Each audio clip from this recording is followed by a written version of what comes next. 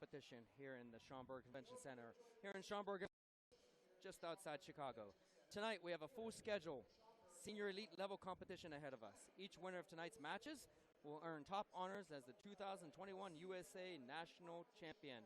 The top 6 athletes in the senior elite divisions have qualified for the 2022 Senior National Team Trials held in Colorado Springs this upcoming January.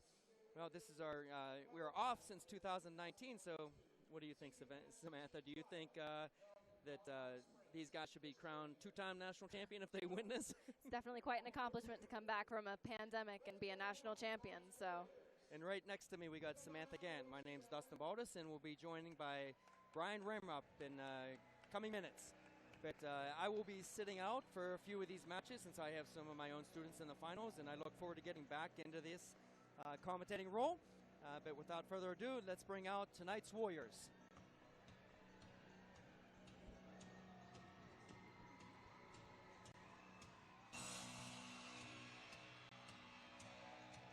We have our Kata athletes and our Kumite athletes entering the floor now to bow in for the finals.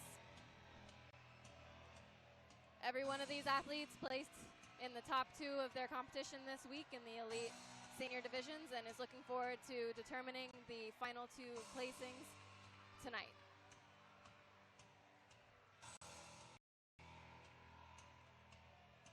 All of these athletes are 18 and over, our senior categories. We have our Kata athletes for both male and female and all 5 weight categories for both male and female competing tonight for those top 2 spots.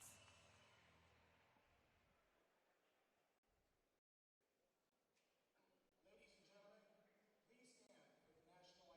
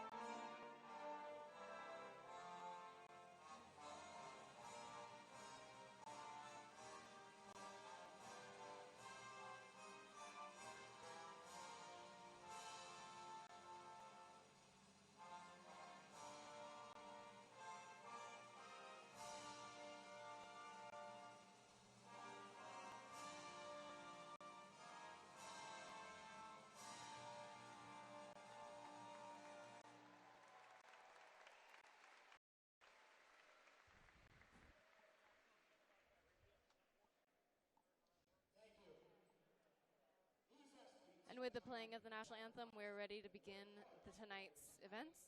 These athletes have trained, sacrificed, and worked hard to get here tonight. A big thank you to all of the athletes that competed this week, and good luck to our finalists. Let's hear it for them.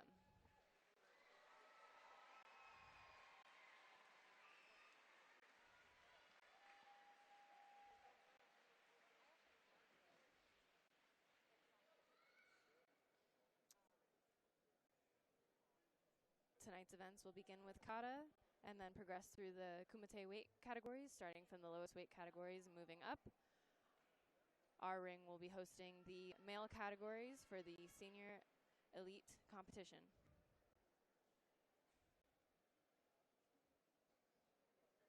As our athletes exit the stage, we're preparing to begin competition and begin decisions of first and second for these categories.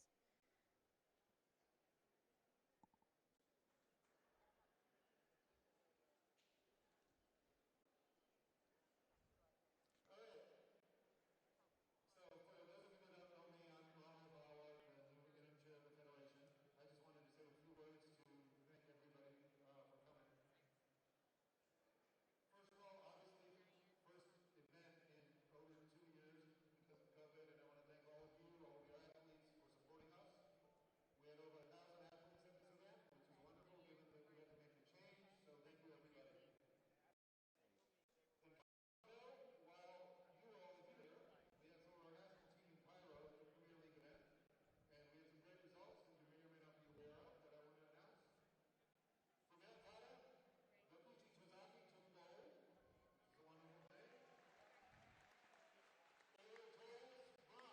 Our interim chair for USA Karate, Raul Bawa, is announcing results from the event in Cairo, Egypt this weekend. We had Gakuji took our gold medal in the male kata in Cairo. Ariel Torres took the bronze, also in kata. We also had Sakura Kokomai take the bronze in female kata, all in this weekend.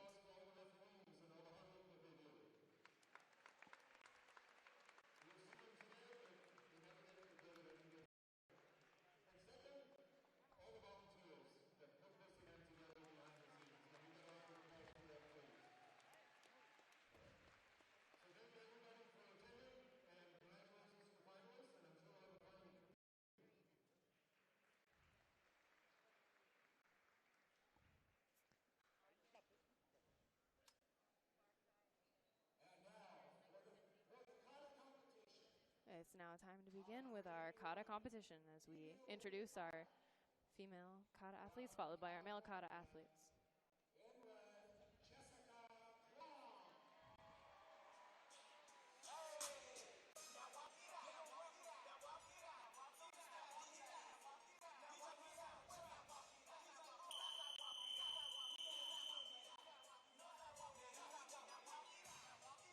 Our officials are now entering and preparing to judge these contests as the athletes are announced and walk onto the stage.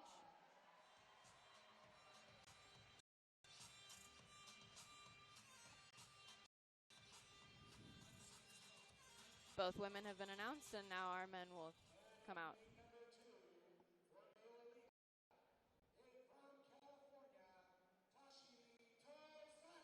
In the red for the men, we have Taishi Tozaki from California, competing for the first seed of the Senior Elite Kata Division. I'm joined by Sensei Brody Burns on the mic as we begin to look at our male Elite Kata Division. I'm just popping in to fill in for Coach Baldus as he's out there coaching this kata round. What do you think of that? This isn't so bad, is it? In the blue, we have Reese Yoshizawa, also from California, who will contend against Taishi Tozaki for the first seed of the Senior Male Elite Kata Division. And these guys looked good in the prelims. They did, and they went through a lot of rounds to get here. A lot of hours of competition on this Thursday. Of course, Taishi's brother just won the gold over in Cairo. That's awesome. He's been waiting to jump back out into the Premier Leagues.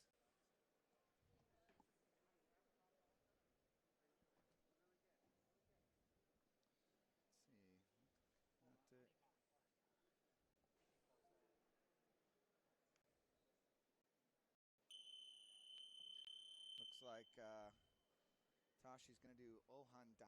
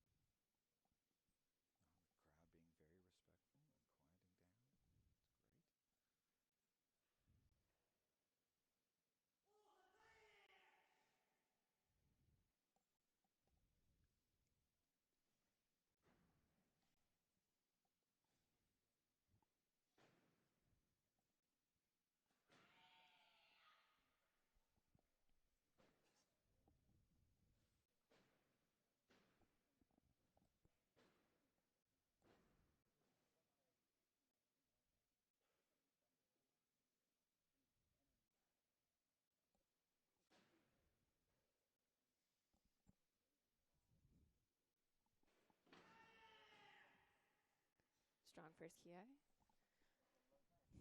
The opening of Ohandai is a very explosive section. It's difficult to do and catches the attention whether in a good way or a bad way. Very true. I think that was in a good way.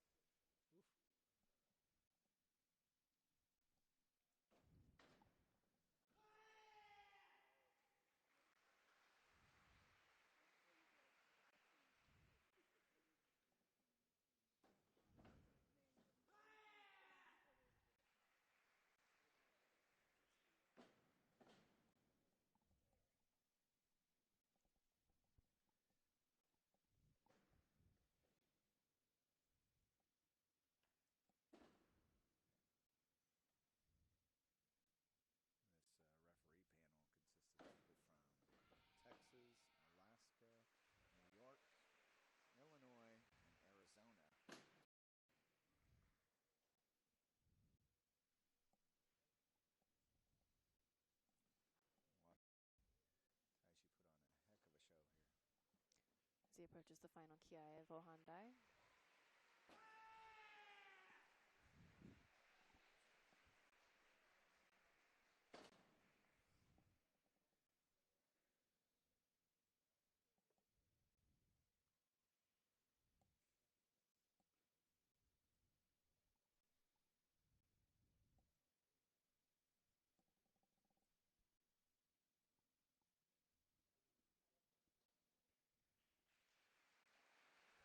A strong finish to a very strong presentation by Tazaki. Let's see what Reese can do as he presents Anand as the second contender in the senior male Kata division. Yeah, Reese will have his hands full with that. Great presentations.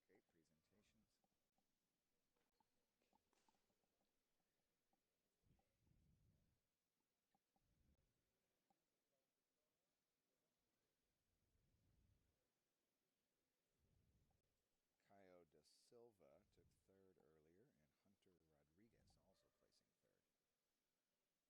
They'll be receiving their medals after this. That's right. 26.02 for Tazaki with his Ohandai.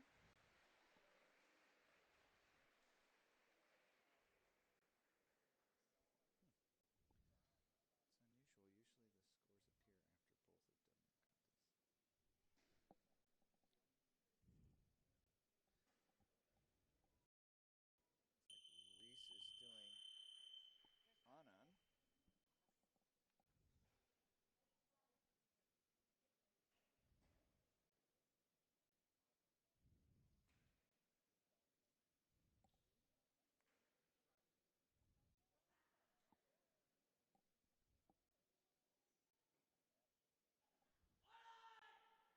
both have done their katas. Looks like Reese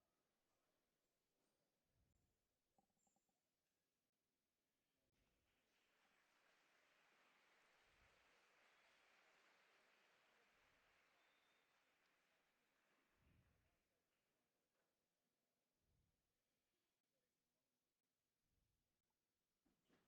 This is a really good opportunity for both of these athletes to make a really good showing here in national championships in front of the crowd and the officials, while the current ranked number ones and number two, Ariel and Gakuji, are over in Cairo. So it's a good opportunity for them to really make a good showing, put their name back out on the national stage here. Set them up nicely going into team trials. Reese is doing a great job.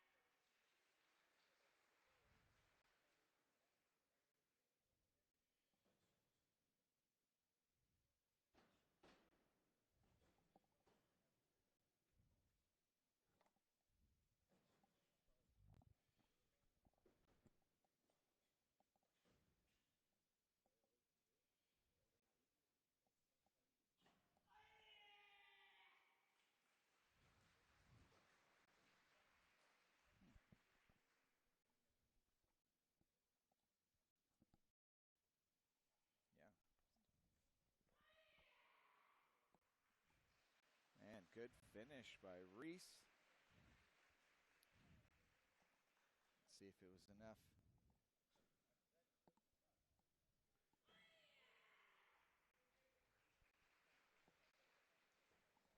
Again, the referees from Texas, Alaska, New York, Illinois, and Arizona. Both Reese and Tashi from California.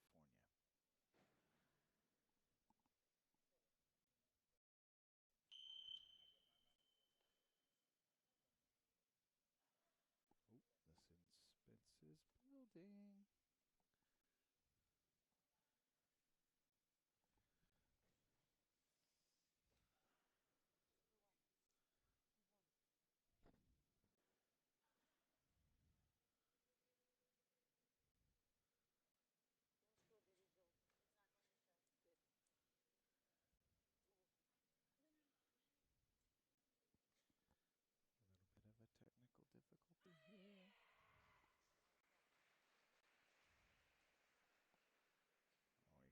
feel the excitement and the athletes waiting for that final result.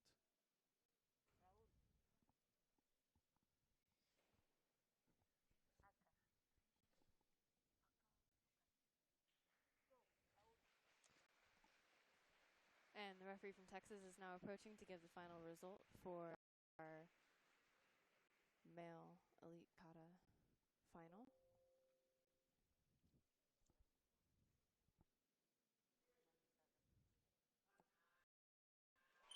And it's Toshi Tozaki. Wow, great job. Good job to both of them, really. Really good job. Very close final score and very strong performance from both athletes. If you guys would just put in the chat box and hear us well, that'd be good. You know how to switch this over to line 2? Go ahead and just...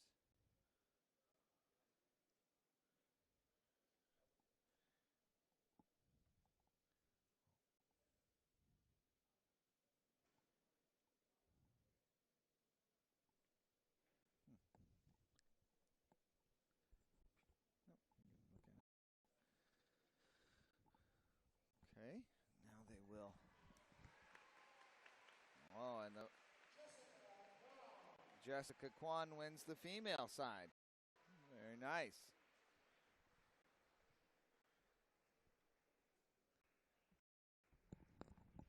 Presenting the awards for male and female elite kata is Olympian Tom Scott. Presentation of the bronze medals are sponsored by MultiPure, dedicated to Well, better water, better health, and a better lifestyle. Please. Need to pull these medals or tables off of here. Oh, awarding the medals, our very own Olympian Tom Scott, minus 75. Going to pass it back over to Coach Baldus, who was actually out there coaching that. Exciting. Presenting the medals for female elite kata. The first and second ranked athletes will now be joined by the 2 bronze medalists so that all 4 medals can be awarded together in this final event. I don't know how much I was coaching out there, but Maybe more supervising. This is it's a great honor because we have 3 actually from my organization: Jessica Kwong, Katie Shimahara, and Reese Yoshizawa. There's Sensei Egan's students, direct students that he trains with, and to have 3 of them in the finals is phenomenal. But really, congratulations to Jessica for winning that gold, as well as Taishi. He did great, and he's following in his brother's footsteps, who just took gold from the Cairo K1 Premier League. Really a gold medal family this weekend. This weekend, this is gold for Tozaki family.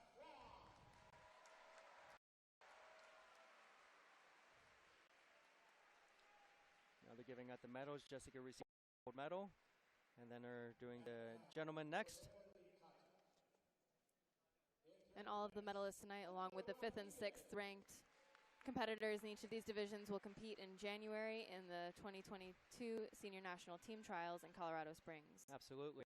Joined by Ariel Torres as well as Gakuji, because they're in Cairo right now competing. So it's going to be a tough competition. That'll be very interesting, especially since we got Gakuji winning a gold medal, and Ariel is our bronze medalist from the Olympics. So that's pretty awesome. But Caio Da Silva and Hunter Rodriguez, those are 2 great juniors coming up. They've been on the junior team for many years. It was great to see these new athletes coming up here, getting the medals and making their statement. Hopefully they'll start taking notice.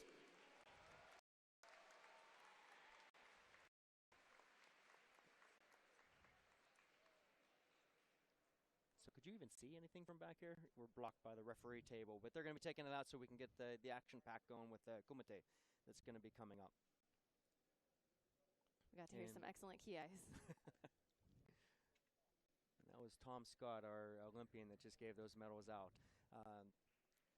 So it looks like our CEO, USA Karate CEO, Phil Hampel, coming out to award USA Karate Athlete of the Year. Welcome to the stage, U.S. Karate CEO, Phil which normally they have on our little cheat sheet here, but we don't know who's going to get the award this time. So I can't really talk about them before they even get it.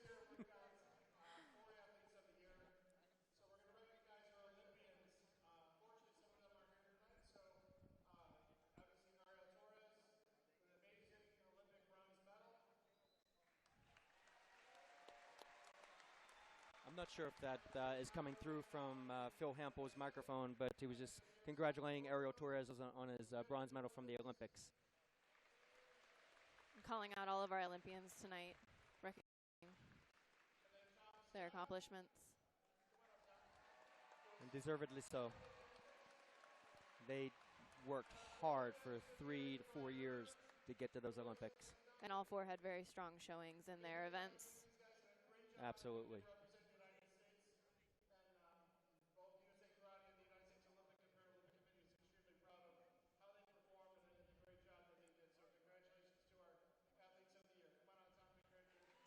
Well, it looks like Tom is winning the Male Athlete of the Year award. I don't know how many he's won. What, 10, 15? How many years has he been competing? He's won a lot. Tom needs a new room in his house to hold all his awards. But he's not only a great athlete, obviously, but he's just a great person indeed.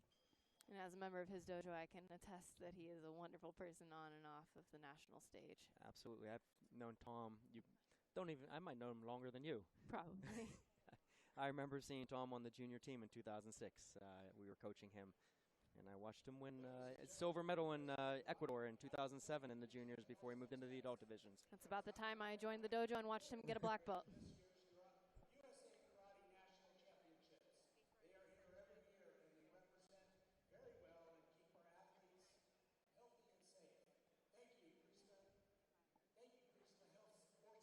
They're just giving recognition to the Greenville Health system that is here year in and year out, providing our medical checkups for our athletes and making sure everybody's staying safe throughout the whole event.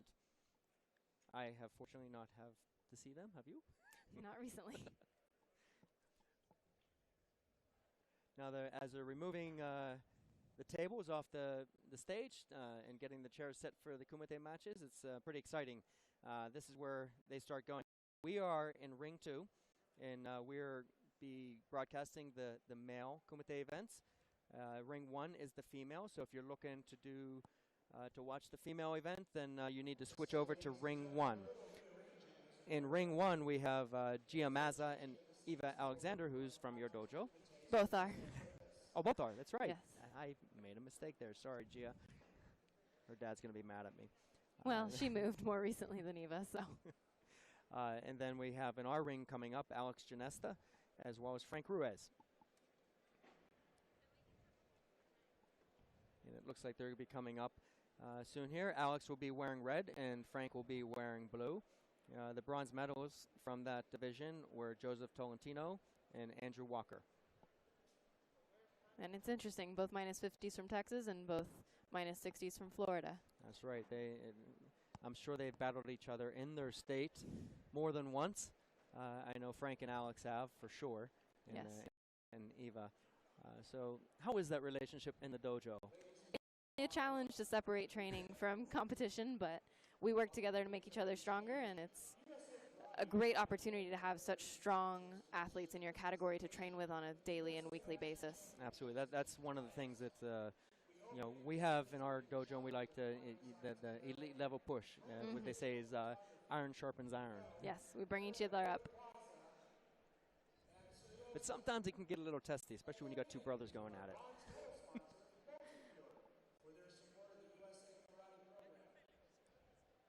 Looks like they're recognizing some of our sponsors. Some of the sponsors in this event were Arawaza, Punok, and I'm not sure if Adidas was one of the sponsorships this year, but they've been in the past. But they're great uniforms. If anybody's looking to get something, look them up. Arawaza USA as well as Punok through Century Martial Arts. Now they're flipping the mats and we're filling dead time. So Samantha, are you in school? I just graduated. What did you graduate in? I have a master's in computer science. Well, maybe you should be one of these computers so we didn't have so many delays this weekend. Oh, I was several days. That's why we finished so early on Friday, Saturday, Sunday. Thank you. Anything I can do to help. Because that was a long day on Thursday. It was. I can attest, having been in staging for 3 or 4 hours. Now, what are you looking to do? Do you have a job set up, going back to school? I am a software engineer currently at a tech company in Dallas, and enjoying that for the time being.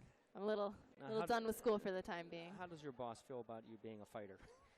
He definitely worries about me jamming my fingers and not being able to type, but his employees having hobbies and things outside of work drive us and keep us happy and motivate us to come to work, do the work, and then go home and do what we love to do outside. I think it's important. A lot of people tend to think that karate is just a sport. It's not. It's a lifetime activity. And those of you that are doing it now, and maybe you have a child that's really working hard, and they're like sitting back and like, I don't want to do this. I want to do these other sports, which are great. I played a lot of sports when I was younger.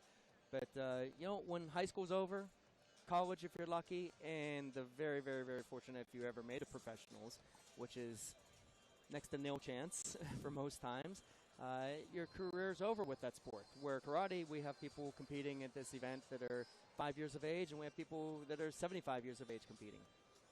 There's definitely a longevity to it, and even beyond competition and coaching and refereeing and other aspects of the sport, there are so many people that have made this an integral part of their lifestyle. Right, and you're giving back the skills and knowledge that you gain over the years. It's a shame that I see a lot of people walk away from the dojos when they can, they don't have to turn the stove off. They can turn the flame down to a little simmer and keep it warm and still give back, because with karate, you're changing lives.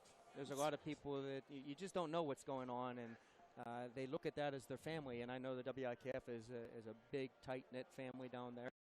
My dojo in Pennsylvania Shotokan Karate Club, we're tight-knit, as well as my organization, Jininkai. Everybody's so nice and friendly, and you just want to be around those people. Mm-hmm.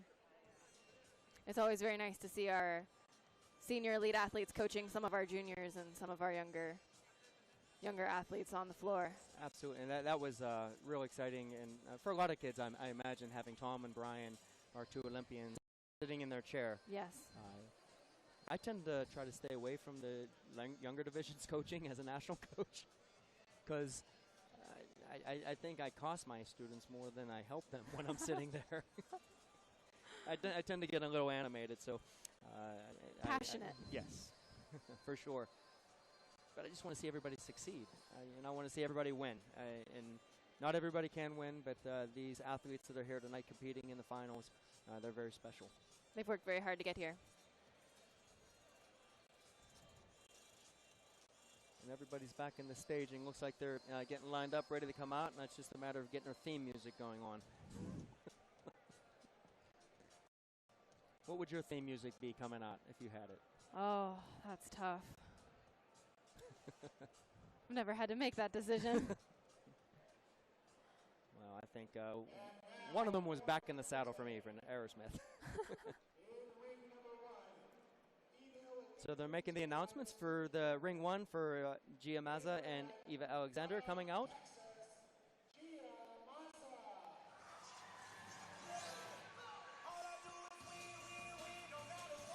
What's this song? It's past my time, I think. Yep. No, we don't know it. It's just win, win, win. That's her music. I know Gia's pumped and her dad's pumped because he just grabs me and tells me every time. Yes, he doesn't shy away from any of those expressions. Another example of a very passionate person.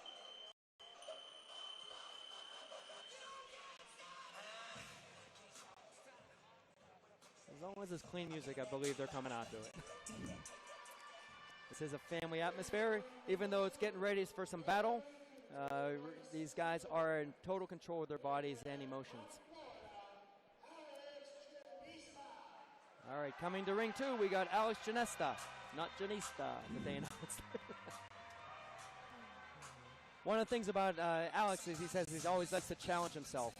He likes to see how far he can go every day, and he really enjoys this moment, him being the underdog. Frank is one of the top competitors coming up out of the juniors and has done really well internationally.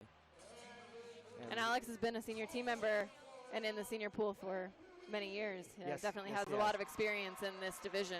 Really cool kid, and I know we did our USA Karate training camps on, via Zoom last year, and every time Alex was on the Zoom, he had his dog running around the dojo. That's always a good sign. And now we have Frankie walking out to join Alex and decide this minus 60 kilogram male elite Kumite division. And Frank has really come a long way. He's always been good, but he's really matured in the last few years, and he's just excited to be in the finals with his coach, Gino Alfonso, who produces a lot of good athletes. It's always very nice to see our juniors transition into great seniors.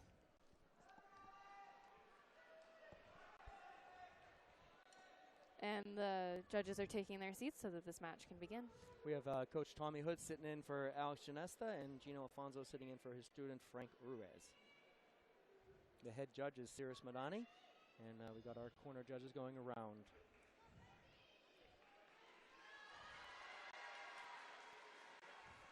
Good sign of sportsmanship to start. Starting out, Alex comes out, he takes the center, putting a little bit of pressure. Frank looks really relaxed.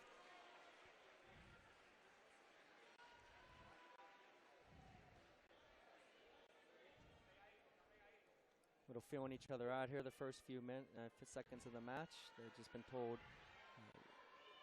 Sukate, continue, get a little closer. And Frankie's the first to attempt to cross the gap. Now, for those of you watching and listening in, any punch to the head, to the body, whether it's the front or the back, is 1 point. Any kick to the body is 2 points. Any kick to the head is 3 points. And if they do a takedown, they have to score immediately. Exchange, and there's Alex gets a nice counter Kizamizuki as Frank attacked him. It looks like Coach Hood will be challenging this call. And that punch did receive 1 flag, but unfortunately he did need 2. We will see if this video review goes through. So as they go, the kicks to the head will be 3 points, and if there's a takedown, I was saying that the score has to be immediate, and that will be a 3-point score as well. If they're not completely flat on the ground, it would be whatever the score would be standing up. Punch, 1 point, body kick, 2 point, head kick, 3 points.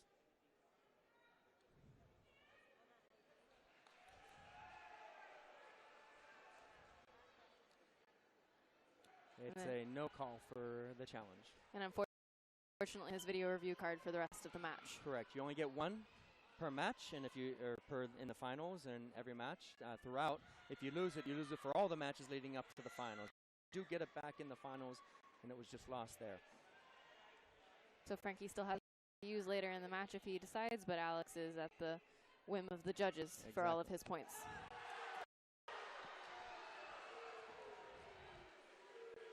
Nice little exchange there. And 2 flags for Frankie's punch. Only 1 for Alex, the first point, and the crucial Senshu advantage for receiving that first unopposed point of the match. Any tie at the end of the match. So 1:40 left in the match. Another exchange goes in. Their little clinch. They're told to Wakate, break apart.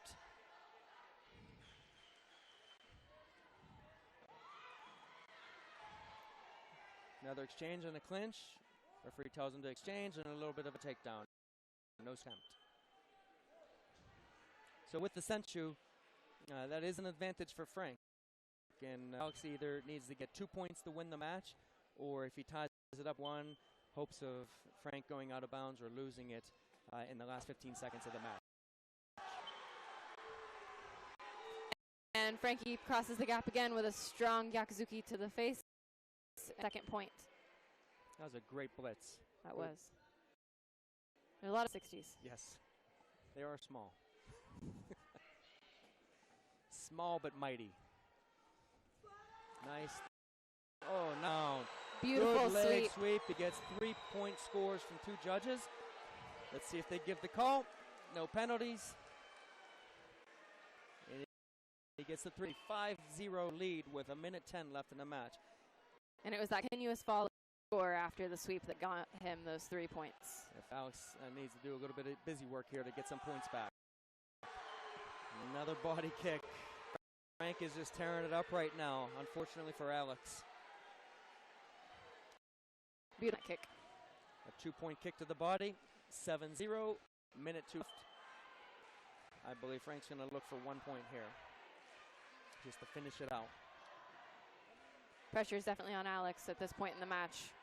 Still a good amount of time, but a lot of points to make up. Frank can get a little bit of tricky here since he has some space and between him and Alex on points.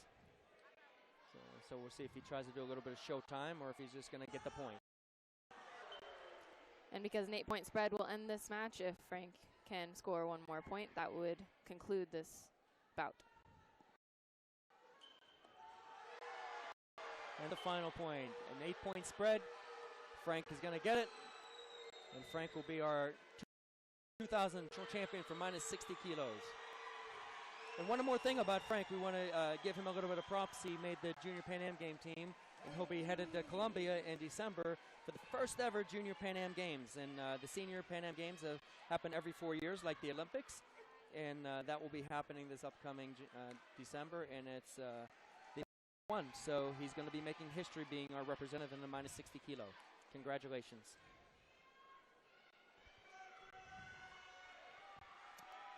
We will wait as the minus 50 division finishes up their match, and then medals will be awarded for both divisions. Looks like Eva has the lead at 5-1. If you're not switching over, which we hope you stay with us for the males, but it's 5-1 with about 7 seconds left in the match. Looks like Eva has that pretty well controlled. Both athletes still showing strong. And that's the end of the match there. So Eva will walk away as the national champion for the minus 55 kilogram female division.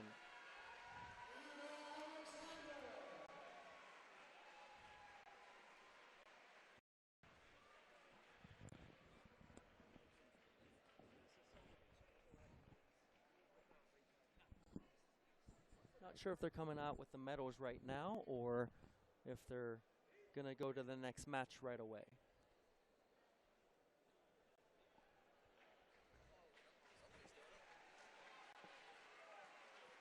Looks like they're going to march everybody out to get their medals. And it looks like the medals for these 2 lightweight categories will be presented by Raul Bawa, our interim board chair for USA Karate.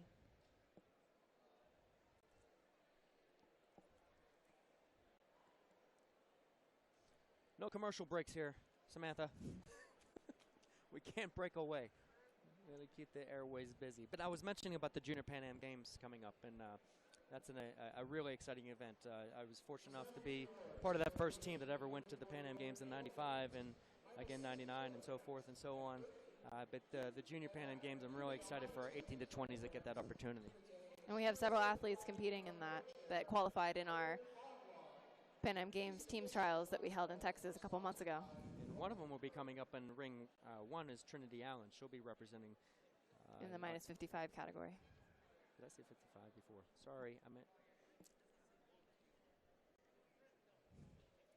a little bit of a mistake on that last. Gia and Eva fought in a minus 50 kilos. A little typo on my paper there, which I should have known better. Here come the 3rd place medalists for the minus 50 category receiving their awards.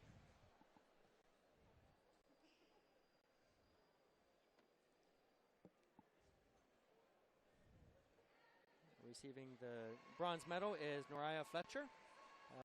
She's coming out. She's from Florida.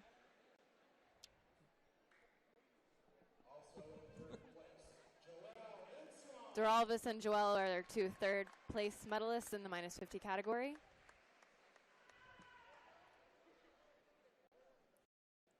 Duralvis is out of Florida, and Joel is coming up from our junior categories into the seniors this year. And Joelle, she's got the Hawaii Dojo, Kachi, with Shannon Ishii and Coach Miley Chinen, as well as Dovalis comes out of Florida, as you said, Samantha, and her coach is actually Dennis Novo, who was a Pan American Game gold medalist in 2011. And Joelle also received a third place in the female elite kata category and will be in trials for both of those categories come this January. She's a phenomenal junior athlete coming up, coached by Coach Miley Chinen and Shannon Nishi. She does great. I mean, she's won double gold medals at Junior Pan Ams, and she's just great. I hope she continues and keeps working and make her statement with the senior team. And with the middle elite Kumite medal winners, please enter the rings. And now for our men.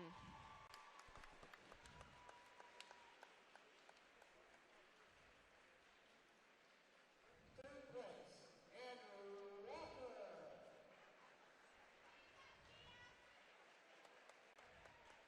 So coming up receiving the bronze medal for the minus 60 kilos is Andrew Walker. Not exactly sure what dojo he's come from, you know?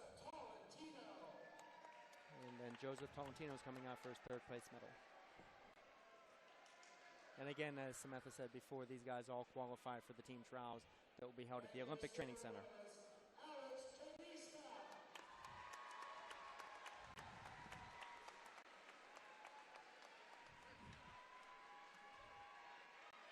There comes our silver medalist who just fought Frank Ruiz, Alex Ginesta.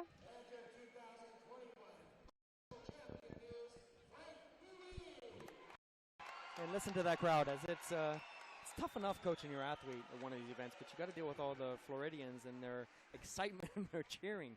They cheer louder than anybody. Very enthusiastic.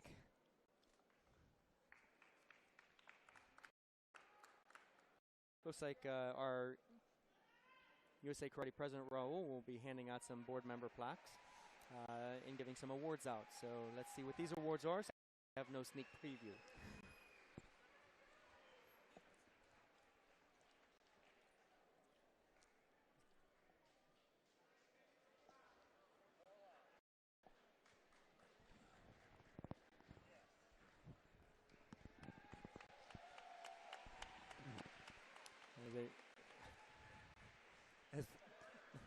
They raise their hands and give a little bow to the crowd that's here. It's great to see these guys acting as a team, as they do represent the U.S. as our national team. Yes. Even though we fight each other to get to these spots, we're all excited to represent our country. Some of you may know, hopefully more than some, we have elections coming up for the board this year. And we're going to have 3 people that are turning off the board. I want to take some time to recognize the many years of success, not just on the board, but to USA Karate.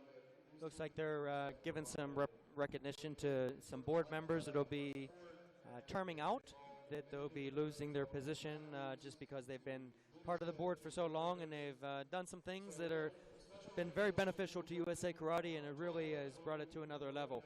So they're getting the recognition right now.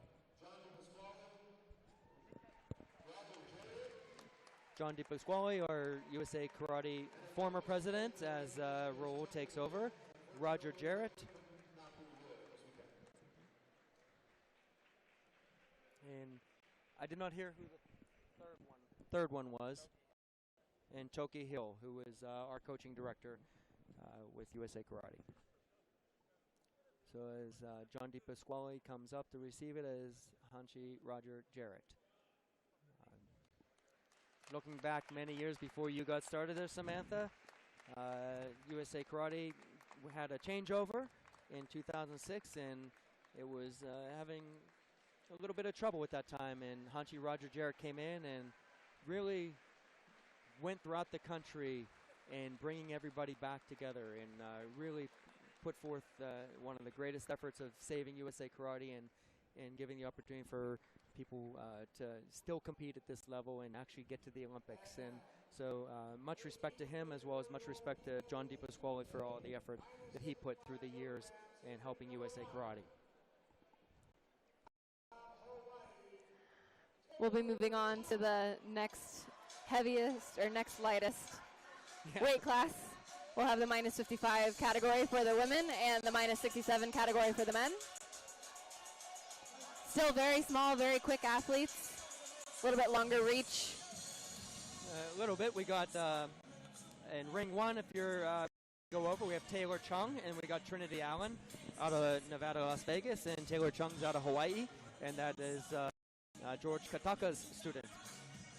And then in our ring two, of Brian Hilliard will be coming up, and Jesus Costa.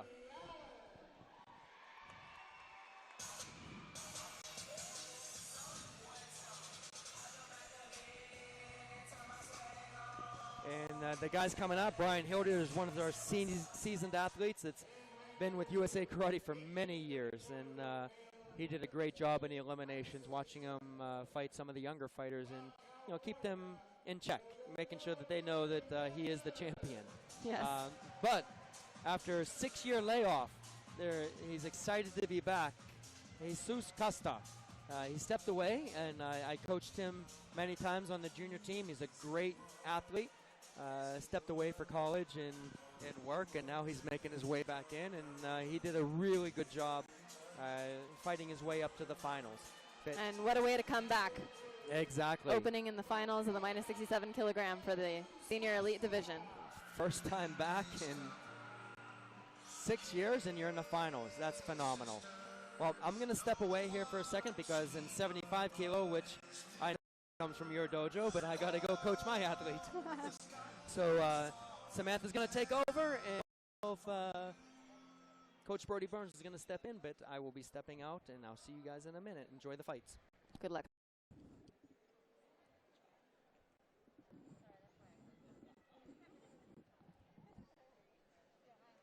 So as we've stated, for the men we have Brian Hilliard in red, formerly of California, currently of Texas, whether he admits that or not. And we have Jesus Costa out of Florida, again returning from a hiatus for college, and excited to show what he can bring to the table coming back into this event.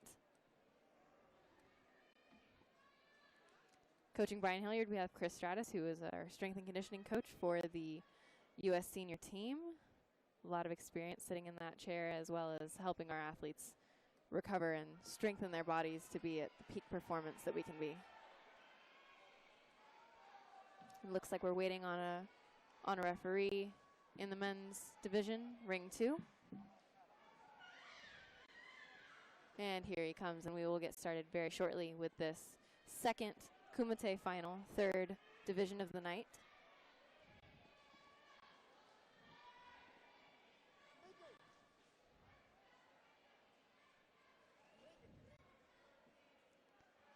Both of these athletes have a lot of experience under their belts, and it'll be very interesting to see if this starts off fiery or if we start off with a little bit of a lull to decide how the match will go, testing the waters or diving right in.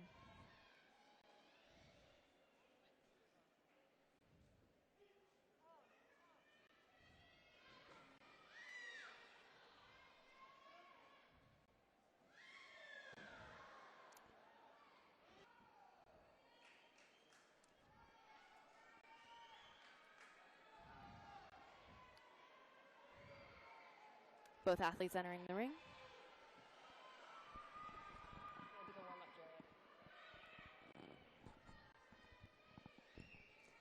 And Sensei Brody Burns is entering the chat again, joining me on the mic. This is more like it here. Kumite I can talk about. All right, there was a little confusion there in the very beginning.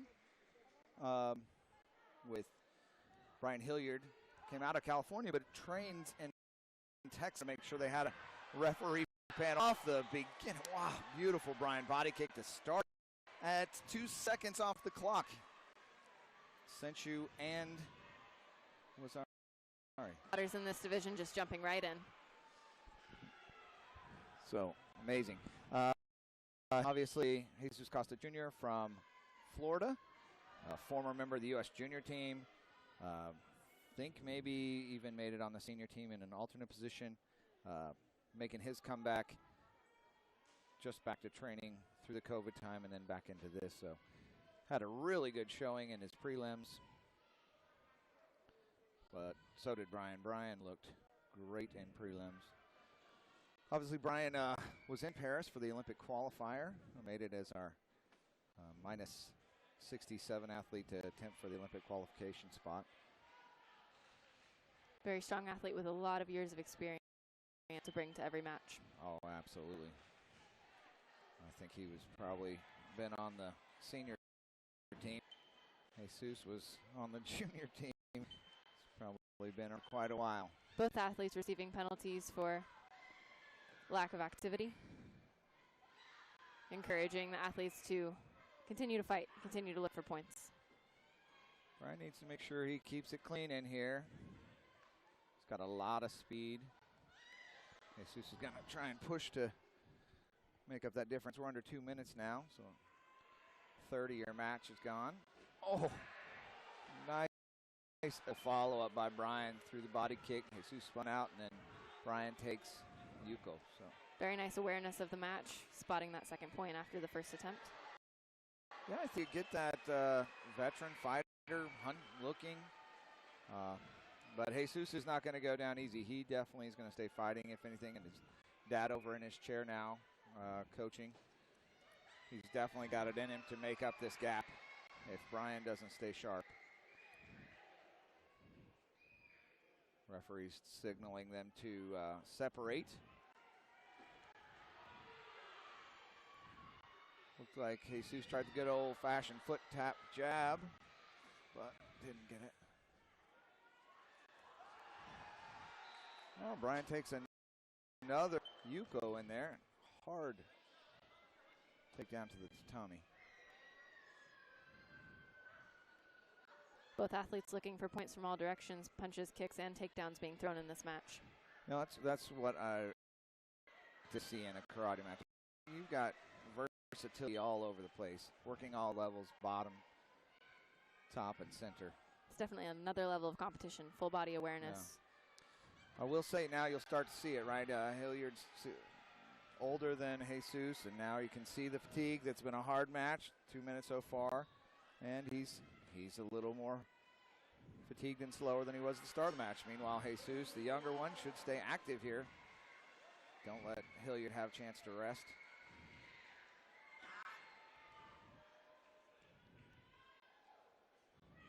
It's like Brian trying to tell him, hey, my belt's undone, but It looks like Brian Hilliard has stepped out of bounds and will receive a penalty for that. they both obviously had the passivity earlier, so that puts Brian a little bit of a disadvantage when it comes to our Category 2 fouls, but nothing you can't deal with. Jesus will be smart to work him pretty heavy here and keep him fatigued. Very nice evasion by Brian in that exchange. Oh, yeah. Both athletes filling the gap with technique, giving either chance to rest. We're in the last 15 seconds of our match now. Well, Brian is playing smart. 5-2. A few last second attempts by Kata there, but Brian Hilliard will win the match and take the gold in the -67 male elite Kumite division. Good win for Brian. Nice showing for Jesus on his comeback. So good for both of them.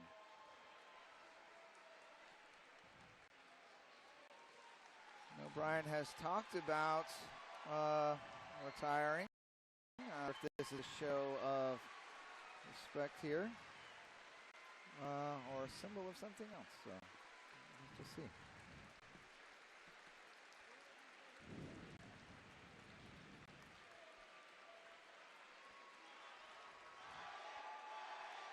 And the crowd definitely loves him.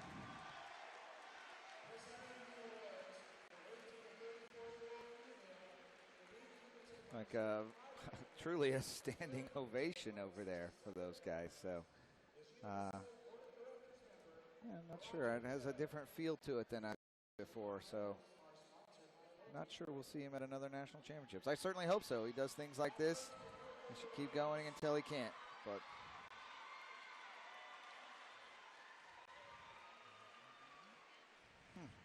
interesting.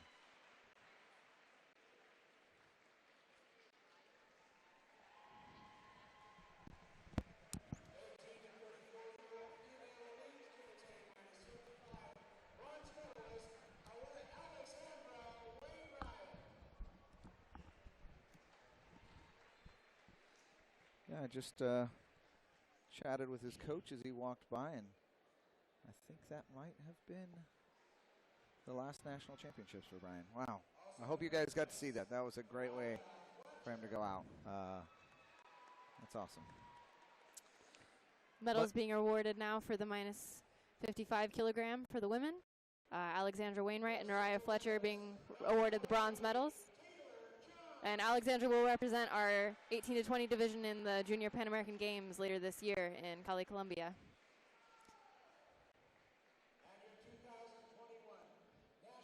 And Taylor Chung taking the silver in the minus 55 kilogram, and Trinity taking the gold medal in that division.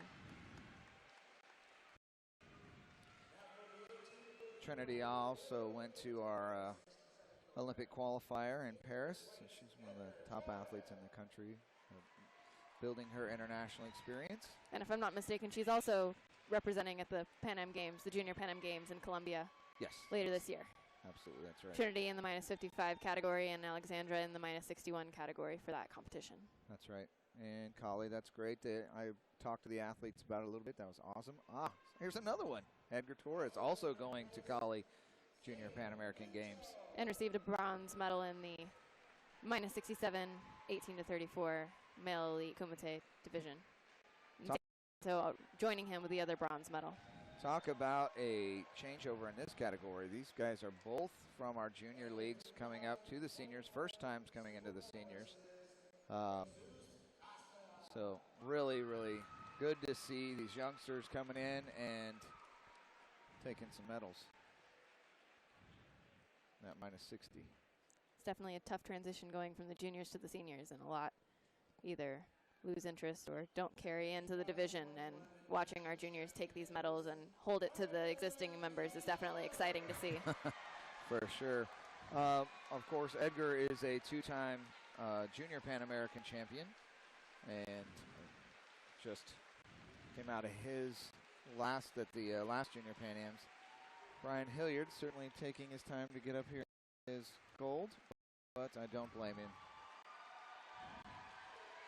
And another standing ovation as he receives his medal.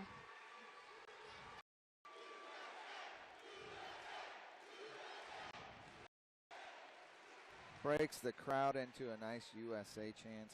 What an awesome champion.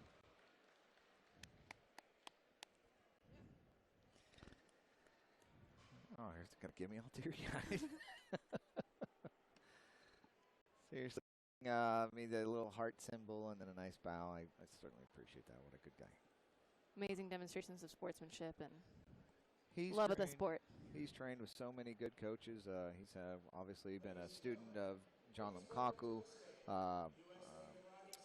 Fumio Dimura is his main sensei, who awarded him his original black belts. So quite the pedigree that guy has. So really. And now we have our USA Karate CEO, Phil Hampel, taking to award the USA Karate Coach of the Year award. And it looks like maybe some other awards as well. I'm going to give Brian a big hug real quick.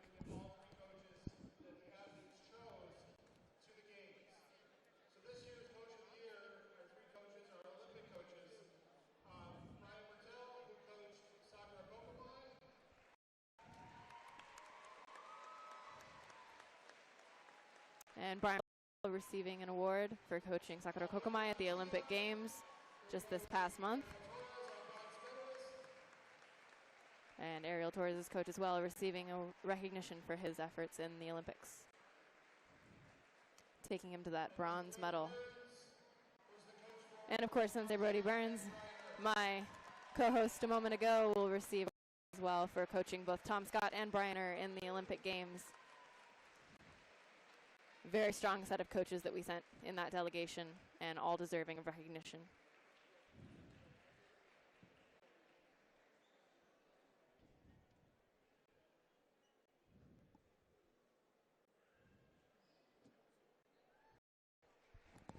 I don't know what they were thinking.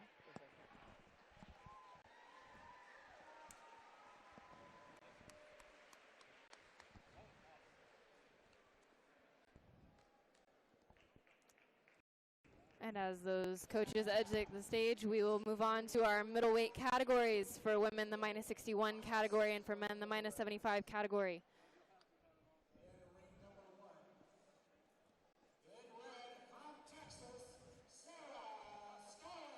Competing in ring one on the other live stream, we have Sarah Stallings competing out of Texas, as well as Alora Jaggi competing out of Illinois. Sarah will be in red and Alora will be in blue if you would like to watch that live stream, but we hope we'll stay here with us and watch the men.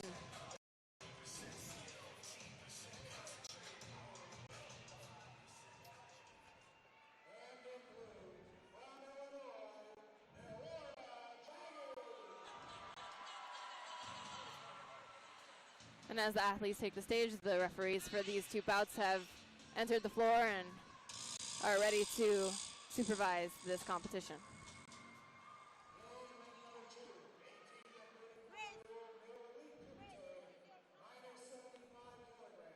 Coming up in red, Mr. Tom Scott, who has been mentioned several times tonight as an Olympian, handed out some medals, got an award for Athlete of the Year. And he will fight against Jared Smith out of Pennsylvania for the gold medal in the minus 75 kilogram category for the men's Kumite. Well, I will do my best not to shout in the middle of this one, but this is going to be a good match, I'm sure. Might have to turn that microphone down for you a little bit, Sensei.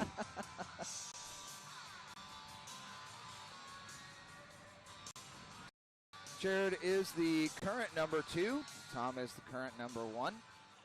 When they do face each other, it's always full of respect and good stuff. So, coached by national coach Dustin Baldus.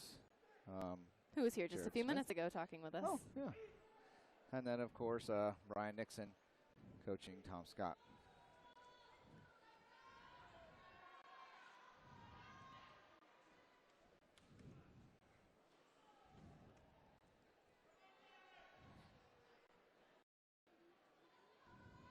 Tom Scott narrowly missing a medal at the Olympics. 3 seconds with Ukraine. So his first competing obviously since the Olympics. Very strong showings in the qualifiers up to this final from both of these competitors.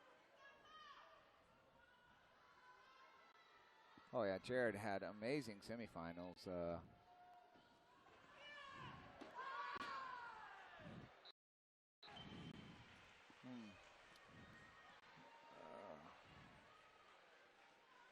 Tom Scott receiving a beginning, 20 seconds remaining, and the Senchu.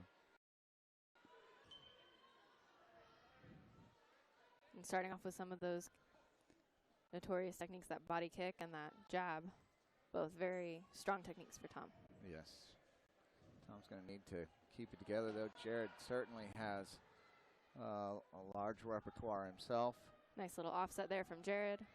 Good at pulling out head kicks that you don't think about. Nice evasion there. Referee panel looks pretty diverse. Got them from Florida to Colorado to California. Tom delivers pretty sharp jab. Jared. 3 flags on that point. Kent. So we're looking at 2-0 with Senchu to Tom Scott right now. And with that Senchu advantage, Jared will need 3 points at this point in the match to take the lead.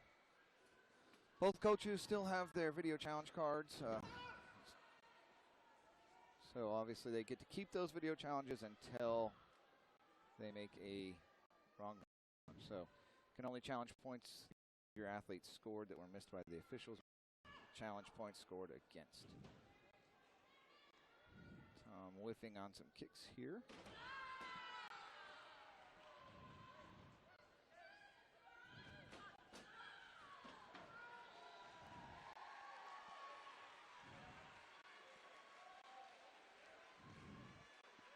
Both of these athletes have an incredible reach and an incredible amount of explosive power, covering that distance very quickly. Getting close to about a minute remaining. Both of them actually breathing pretty heavy. I'm kind of surprised. I know they're both in great shape. It's definitely been a very active match thus far. Neither one or the other get much rest. Tom's not out of danger. Still suffer from a head kick that would change the outcome of this match closely. Playing a pretty defensive game. 40 seconds. Still getting those score attempts in there, keeping Jared back. Tom needs to get this distance right. Looks like he's crowding it a little bit. 38 seconds.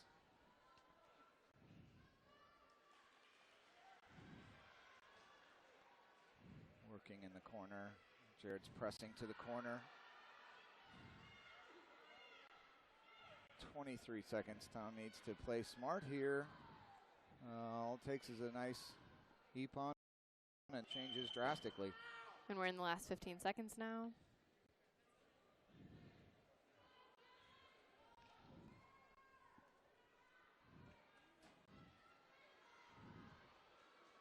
And that brings us to a win for Tom Scott, who remains the champion. And both of these athletes, along with the other members of the top 6 of this category, will compete in January in the team trials to decide the ranking for the 2022 senior national team. Yeah. Neither one of these guys gave their coaches much to protest or video challenge, so not bad at all. You know, obviously full of respect there. I think Jared gives Tom a lot of respect. They are friends also. Interesting fact is the minus 75 title has remained in the hands of WIKF Texas for over 10 years now. So between Tom Scott and Cesar Kalunga.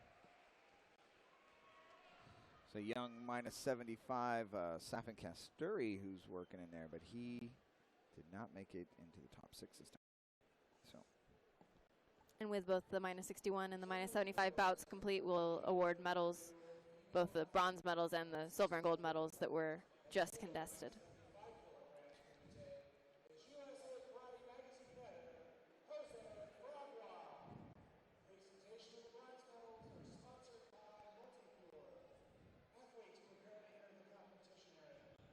Well, here comes Coach Baldus back. He's not real happy right now, but he's doing great. Coach, nice work.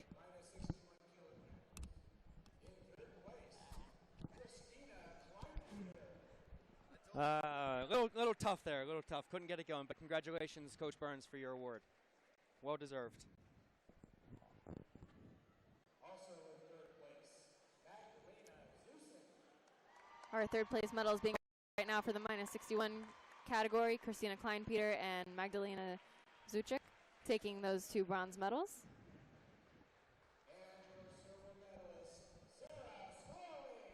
And Sarah Stallings from Texas taking the silver in the minus 61 category, giving Alora Jaggi the gold medal in that category. So it looks like we have the 75 kilos going to come up for their medals right after we award the national champion to Alora Jaggi.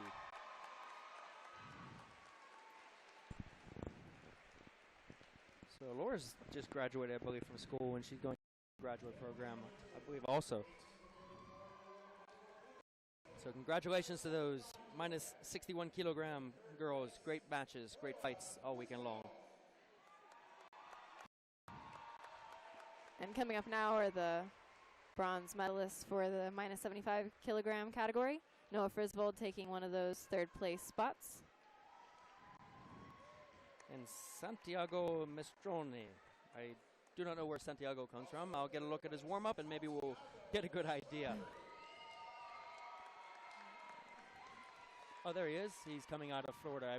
Oh, I know Santiago. Santiago trains with Luis Sanchez out of Miami. Ah, yes, Santi. They just added a couple syllables on there on the paper. And then coming up and receiving the gold medal for minus kilo is Tom Scott. I guess they forgot to announce Jared.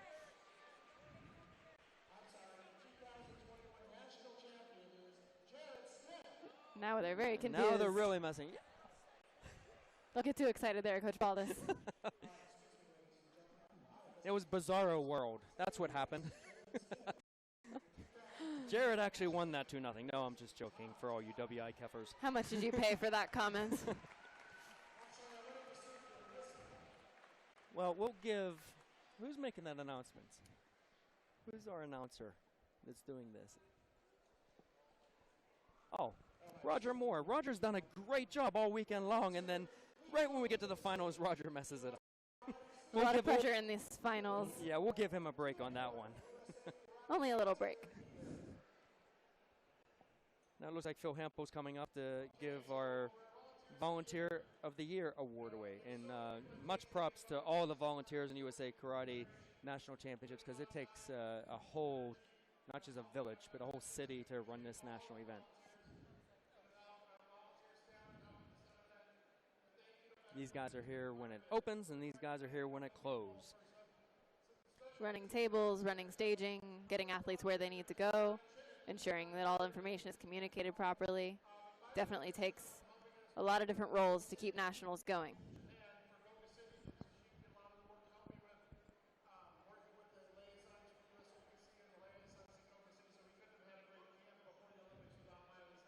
Oh, looks like Miley, Coach Miley Chinin, my colleague, yes, my former teammate, as well as colleague in coaching. She will be getting Volunteer of the Year award from USA Karate.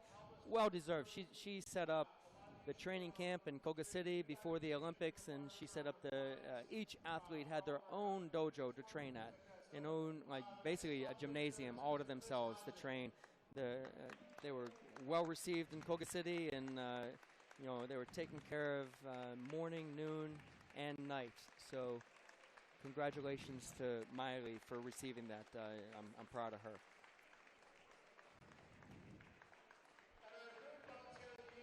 Oh, we got more volunteers. We got Chris Hodgins out of Alaska, former competitor of mine, who's turned into a great WKF referee.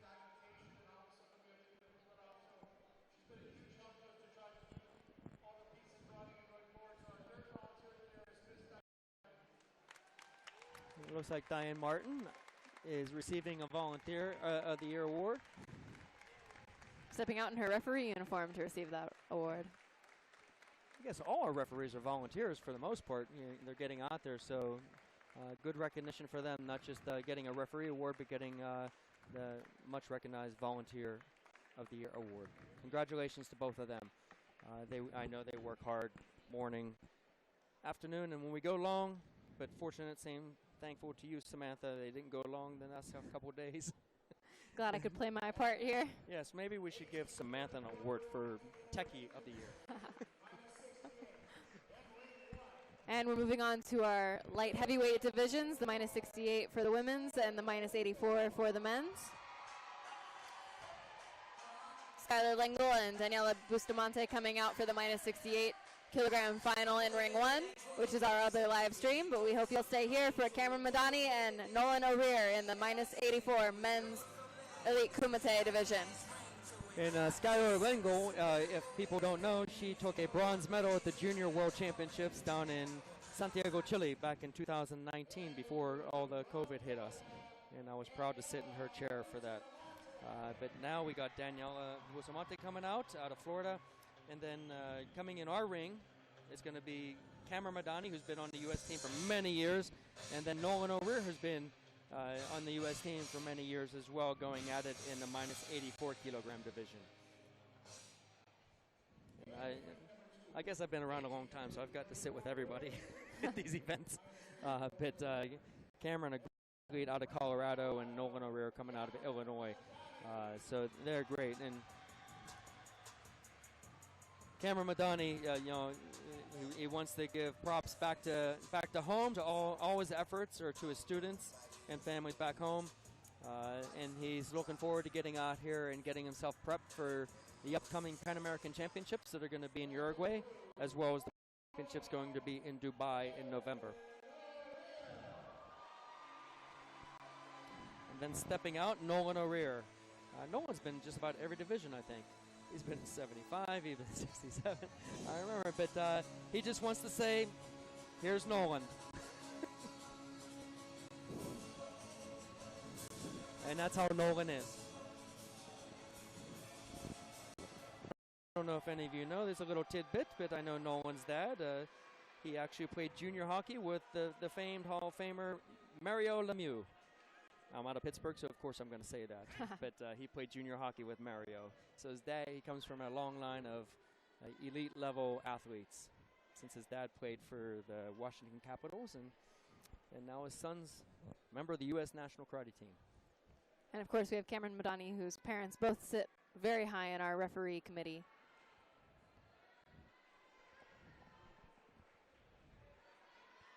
And it looks like this match is about to start. This will be interesting. Cameron has a great balance. Nolan has a lot of movement, and he likes to attack off of the movement. So he'll do a lot of circling to try to get Cameron off balance. But Cameron, I do believe, will not fall for that. And as we get up into these bigger weight categories, we'll see a little bit harder hits, a little bit more maybe grappling, taking down than we see in the smaller, lighter categories.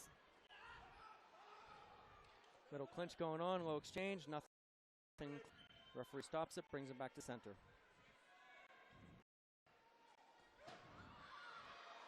Nolan's going to get a grabbing call. So he gets the category 2 warning. Now he can get up to 2 more warnings before being disqualified for any non-contact warning, and the contact you get up to 3 before being disqualified. But the severity of a contact could disqualify you right from the start.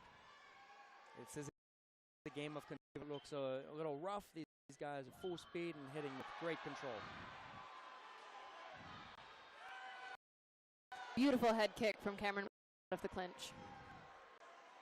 That was great. Nowadays with this game, kicks are coming from all angles. In karate, you not just have to be traditional Japanese karate. We have taekwondo, martial artists coming in, and many different styles. And because you know, you're hitting a home run in baseball. It's definitely a huge advantage to have very early in this match. Just barely a third of the way into this match.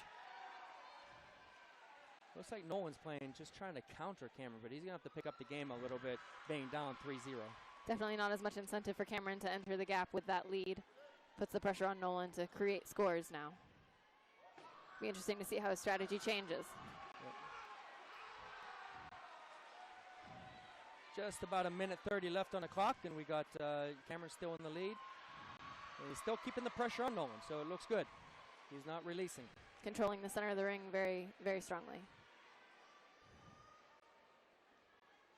Nolan has settled down in his matches. In the previous years, he was a lot of movement. Now he's basically staying straight in front. I don't think that's playing wise to Cameron.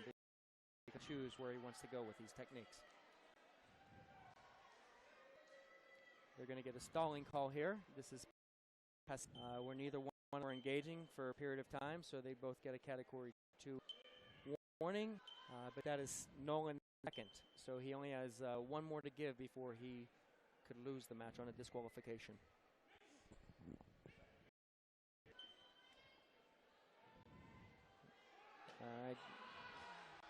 Nolan attempting to cover the gap there. Unsuccessful. That was a good under one. He gets 2 flags, as well as Cameron gets 2 flags. Beautiful timing techniques. Yes, score's not going to change the separation between the two. It's still going to be 4 to 3-point lead for Cameron. Definitely has to feel good for Nolan to have on the board, though. Yes. I just don't know if he's playing a strategy right here. He looks like he's just sitting right in front of Cameron, and with Cameron, he's too skilled to be able to, you know, really necessarily take straight shots from somebody. Too skilled and too experienced. He's a former university world champion, as well as a gold medalist at the Pan American Games in 2019. So his resume is extensive. It is, as well as a nice time Cameron underneath. But he also took a bronze medal at the Junior World Championships in Malaysia in 2011. So all the way from juniors all the way, he's been successful. Quite the collection of jewelry at home, and yes, hoping to add some more gold to it. Looking pretty on track for that with 20 seconds left in the match.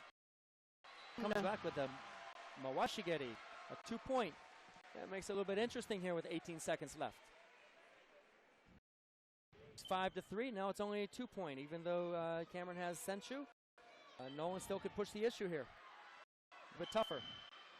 We'll definitely be seeing action up in the second of this match.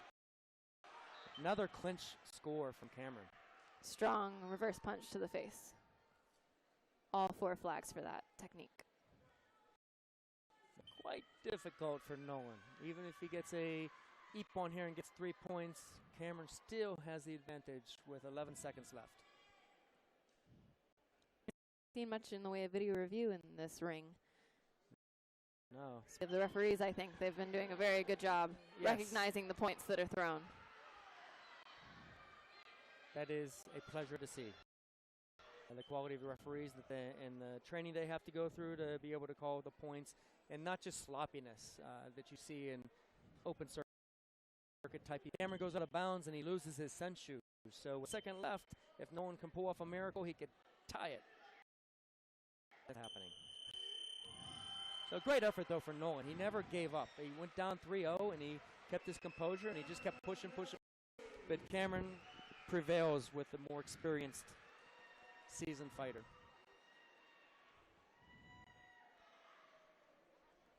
But as you said about the refereeing, it is very good in the finals here. We're seeing very clean shots, and they're not giving anything that's questionable. Yes. And it can be. There's human error in our sports, and that's why we do have the video.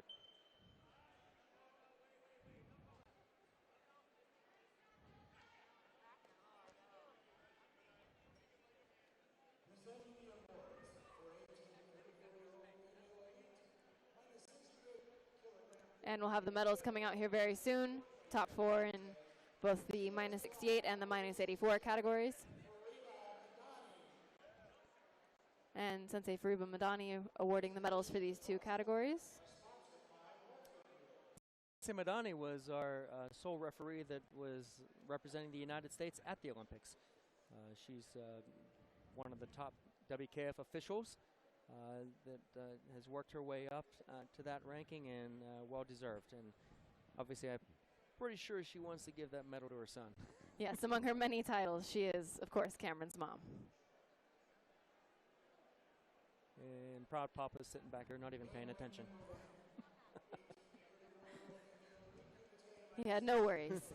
Full confidence in his son. Coming up now for the minus 68 kilogram category, in 3rd place, Taylor Wood.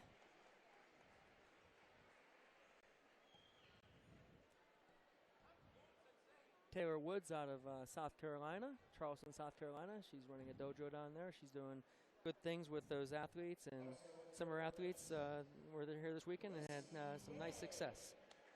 And she unfortunately had an injury in, I believe, Kikend from her match. She had a broken toe, was walking around in a boot this week. I saw But that. she will still have the opportunity in January to compete in the team trials for those senior positions with that 3rd place ranking. And Christy Day receiving the other 3rd place award in the minus 68 category. And she comes out of the dojo EGN out of New York with Sensei Elaji. She's been on that stage before, so Yes. she's been there before winning medals. And our silver medalist, Daniela Bustamante, out of Florida. Not happened to catch the score of that match. What do you know what it was? There's too much excitement in our ring for me to glance over.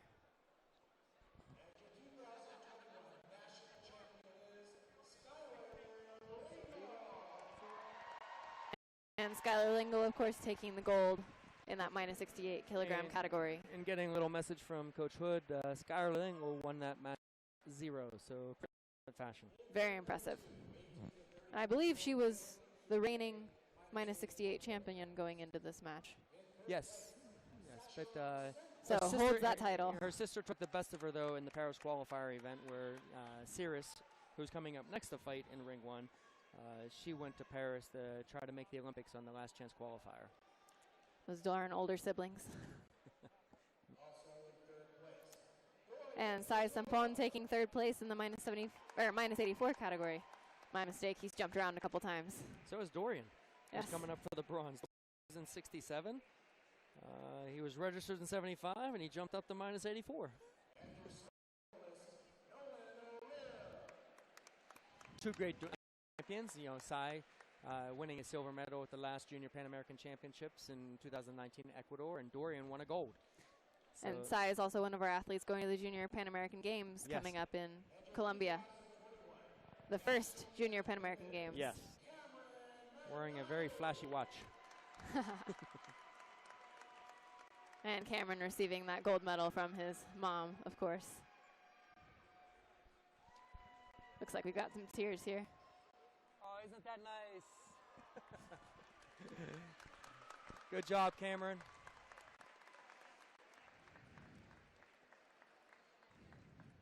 That was a special moment. Cameron breaking down a little bit. When Mom giving him a hug as she gave him the gold medal. A lot of tough guys, but we still get some heartfelt moments here in our karate arena. Not everybody gets to see those heartfelt moments behind the stage after the end of matches or hard-fought matches, won or lost. And it's definitely been a great show of sportsmanship and passion in this final so far. Amazing athletes, amazing attitudes. Absolutely. That's a great thing about this sport. You know, these guys go at it, banging hard back and forth, and the women going back at it hard. But then, at the end of the day, everybody bows, shows respect. The essence of karate, you know, karate begins with a bow, ends with a bow. It begins with respect, ends with respect. You don't get that in really any other sport. You get it in golf, where they shake hands at the end, but they're not. They're basically in a match against themselves in golf.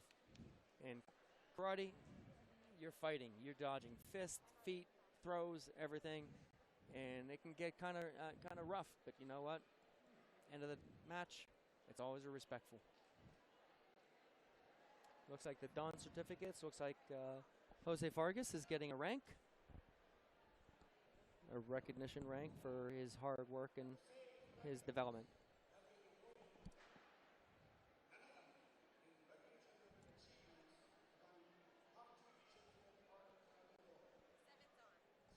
Looks like Jose's getting his 7th degree rank from Sensei Tanaka.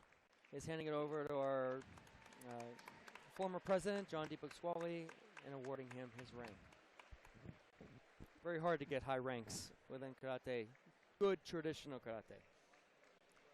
Some people, you know, jump around and go to dojos and get their black belt in 1-2 years. It takes time. And to get a 7th degree, that means you put a lifetime into this.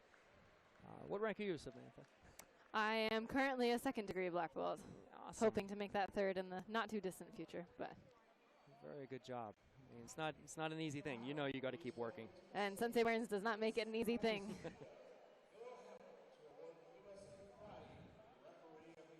Looks like we're giving out Referee of the Year award now. I thought we just saw 2 referees out there. Referees getting Volunteer of the Year. Curious if a volunteer will get Referee of the Year. Well, it looks like it's going to be Sensei Madani receiving the Referee of the Year award in recognition of her going to the Olympics in Tokyo. Definitely deserving of much recognition.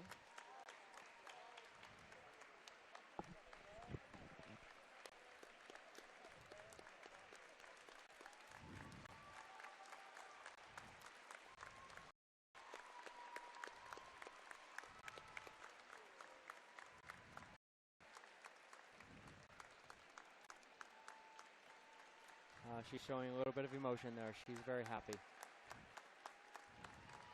Because I can guarantee, you know, when you do these jobs, you don't do it for the recognition. You do it for the love of the Her Olympic tie. Ah. We've been told she's showing off her Olympic tie for our spectators here.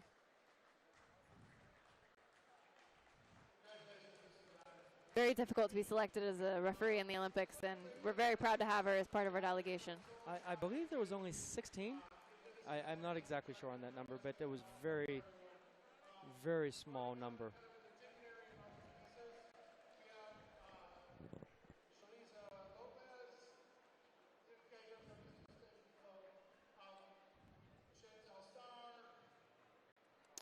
Example is thanking some of our lead volunteers for their efforts this week in running this tournament and maintaining the smoothness. I think this is some of the earliest days I've ever seen. International Championships. Thank you, Samantha, again. Not to pat myself on the back again. It's nice to see daylight when we exit the arena. They recognize Dave Richmond, who is the one responsible for these microphones. Sitting right next to me.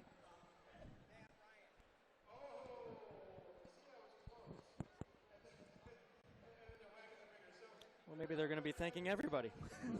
We may be here for a moment. Definitely a lot of people to thank. A lot of voices and a lot of efforts go into running these kinds of events.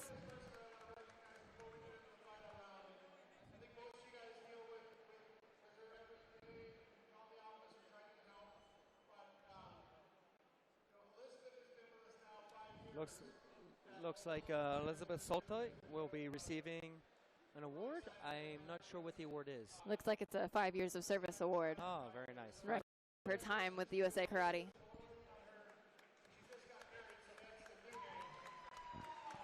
Well, and she's been the main person in the national office. That you're making phone calls, she's the one grabbing them and responding to your emails and trying to keep everything up and running.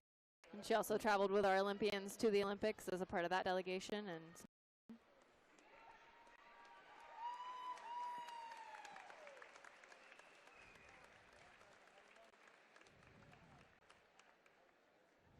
5-year service. no small chunk of time. No, it isn't. Neither is 38 years. I mean, I can't quite imagine that, but I've got 14 national championships, if that counts for anything. Yep. It's been great recognition for these guys that put their efforts in. So nothing should be slighted on that. They donate and sacrifice a lot of their time and energy to be here to help out. Looks like we have our heavyweights coming out now. And the other half of the Lingle sisters in the plus 68 kilograms, Cirrus, will be coming up in red.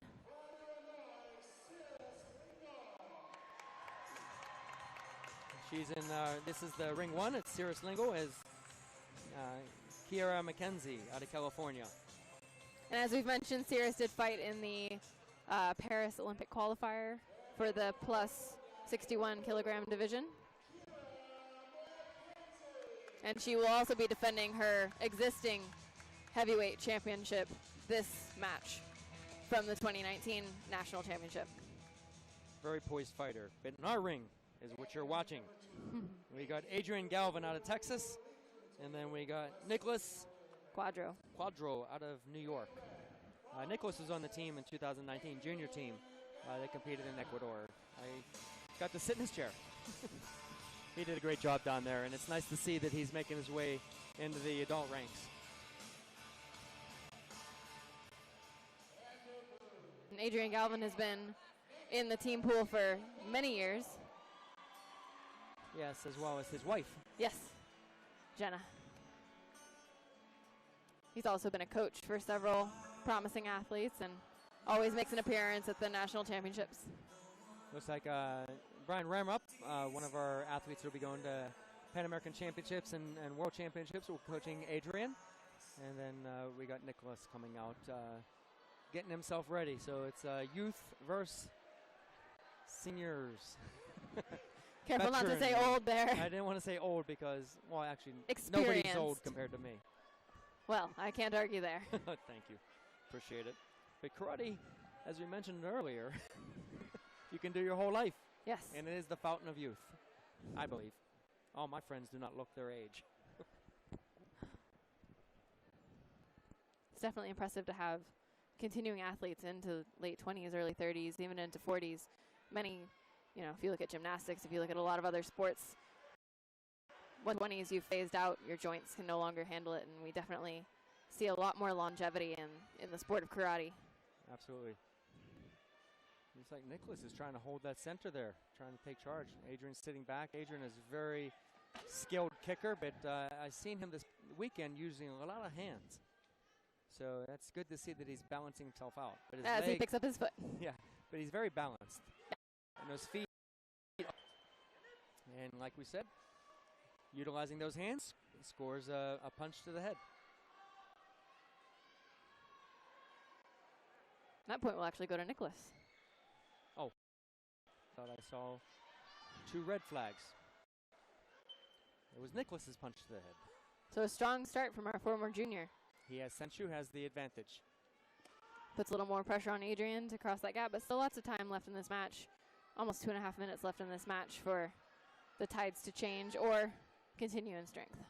Now, if Nicholas plays his strategy right, he shouldn't be shooting in too fast on Adrian because Adrian's kicks are fast. If he stays on good movement, he'll be at lead as well as build upon it.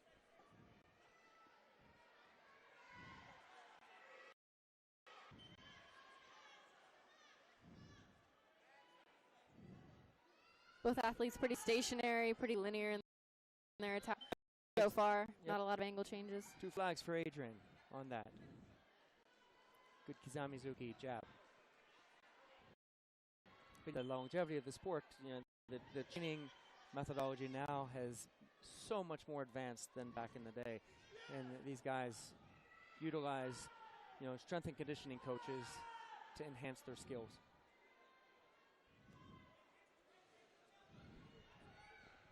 Especially weights who can put on all the muscle they'd like. Another shot for Nicholas, getting 3 flags this time. Trying to keep Adrian from creeping up on that gap. Strong in his resolve. Over 1.5 minutes left in this match. A lot of time for a lot to happen. Good pressure. Adrian's trying to look in to get a big score with his legs. But Nicholas looks like he's ready for it.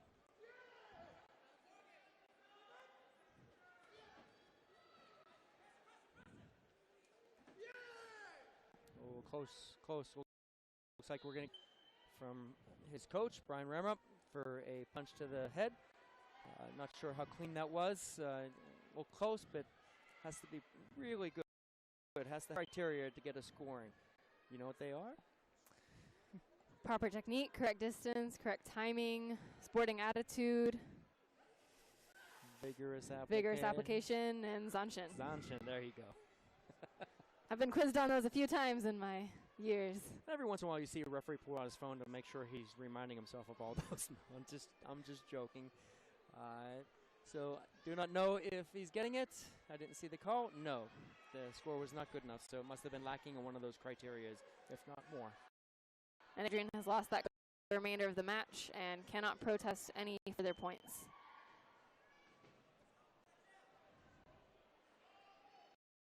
We're near. We've seen a lot of grappling in this match. Very close, and Nicholas better keep his guard up on those clinches because, like I said before, Adrian's legs come.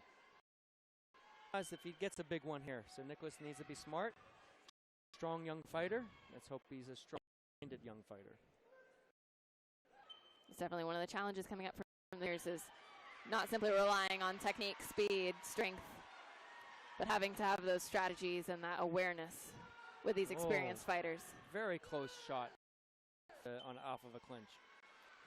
Showed really great poise when he was in Ecuador. I remember sitting in his chair. He came up a little short, but watching him now, he's grown a lot over the last 1.5 years since the pandemic. So looks like he's cleaned some of the stuff up and got a little bit more mature. Oh, and a nice, beautiful tricky kick from Nicholas. Fake to the body and raised up to the head. 2 flags on that point. Now that's going to separate it big time, 5-1.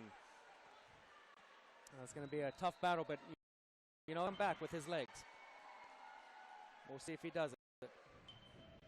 Just about 30 seconds remaining in this match, and a 4-point. There was a takedown attempt by Adrian. No flags on that attempt.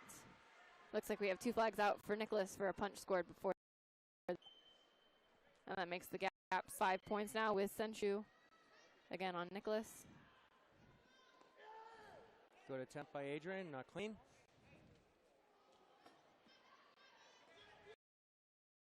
Takes a hard shot from Adrian to the face. I get really worried when I see these athletes ducking down chin or knee to the head. You got to be careful with that ducking and bobbing and weaving, especially when the legs are coming. Well, and from Nicholas, we've also seen a lot of crashing, covering that distance very quickly, hoping to prevent a score on the way in, getting into that clinch. He's doing a really good job on Adrian's kicks. Yes. And he did that throughout this whole match. That was a really good job. Every time Adrian went to kick, he was jamming him. Shutting down those attempts before they can really get off the ground is one of the best ways to prevent an accidental miss of a block or... Wow, congratulations. I'm really impressed with that. I like Nicholas. He did a great job. So Adrian's a seasoned fighter and just came up short this time. Good job by Nicholas, and congratulations to him and his coach and dojo in New York. It looks like we're going to have the presentation for medals out by the guy, Brian Ramrock. He's our athlete representative on the board of USA Karate. In the United States Olympic and Paralympic Committee. Committee. Those acronyms can be a little tricky. A lot of acronyms, and I'm getting tongue-tied here. It'd be nice to have some water. Well, it's a good thing that was our last match, and we're almost concluded with this finals tonight. Just a couple more medals to give out before we shut down. So what did you think, Samantha? What did you think about the finals? It was an impressive finals. A lot of hard fighting, a lot of amazing attitude and sportsmanship from all of the competitors. I don't think a single, frustrated, aggressive, dirty move throughout the night really showed the caliber of the athletes in the ring. It was very defined. The winners were pretty much set. There wasn't any controversy. Everything was pretty set. The people that won. And congratulations to all of them, and I'm sure they're looking forward to getting back into training, getting some of those guys getting ready for Pan Americans that are coming up in Uruguay in October, and then World Championships in Dubai in November, and then we got our Junior Pan American Games that are happening in December, and then before you know it, January's here, team trials are happening, and these guys will be going right back at it against each other. But until that point, it's going to be USA. And in third place, we have Cassidy Mahoney in the plus 68 kilogram division, receiving her medal from Illinois. And Shelby Conrad joining her with the other bronze medal in that category from Texas. Your dojo? Yes.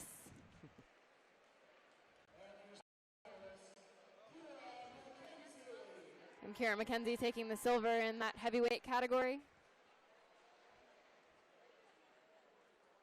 Meaning that Sirius held on to her reign as the gold medal in the plus 68 kilogram category. So who's going to come up out of the juniors now and dethrone some of these people? It'll be interesting to see. So we will see it. I was watching the 14 and 15 and the 16, 17 categories from behind a table and definitely saw some strong fighters, and hopefully they'll stick around and join these adult categories and give these girls a run for their money. And these men, obviously. Yes.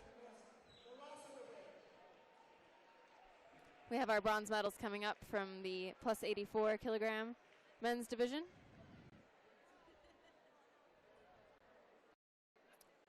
You get Ivan, you going to say that? I was going to let you attempt. It's a few too many letters. Milosevic. I apologize if I butchered that, which I know I did. And he took third place, and there we go. One of my athletes, Zachary Kushner, taking third place. Well, actually, congratulations to Zachary. He took the gold medal in the 18 to 20 heavyweight. Very impressive. It is exciting for our 18 to 20 athletes to have the opportunity to compete both in the full-fledged adult division and junior division. Get to see a little bit different pool of athletes and some extra experience for them as they're able to compete in both sets of categories.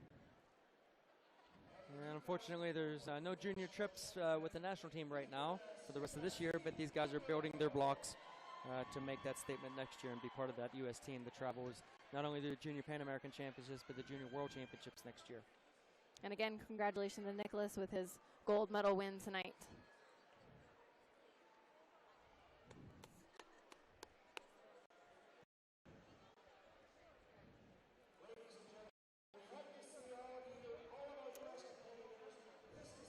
And that will conclude our finals event for tonight and the 21 U.S. National Championships here in Schaumburg, Illinois, just outside Chicago.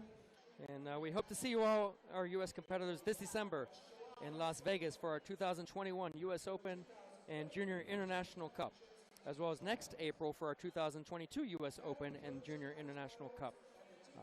We will be back next July in Spokane, Washington for the 2022 National Championships and Team Trials. Have a great night. Safe travels home to everyone. It was great pleasure working with you, Samantha. And My first Coach time. Baldus. We hope you enjoyed the live stream, and good luck. Don't be punching your boss, and make sure to stay safe. you as well.